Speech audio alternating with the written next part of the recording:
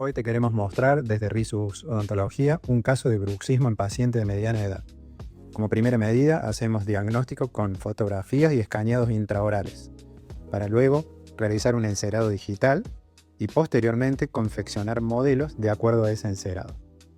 Con esos modelos realizamos una llave de silicona que será colocada en la boca del paciente con resina bisacrílica para obtener así los dientes encerados digitalmente. Este procedimiento se llama mock-up. A través de esta técnica vamos a obtener nuestros juegos de provisorio que en una etapa final van a ser reemplazadas por coronas definitivas.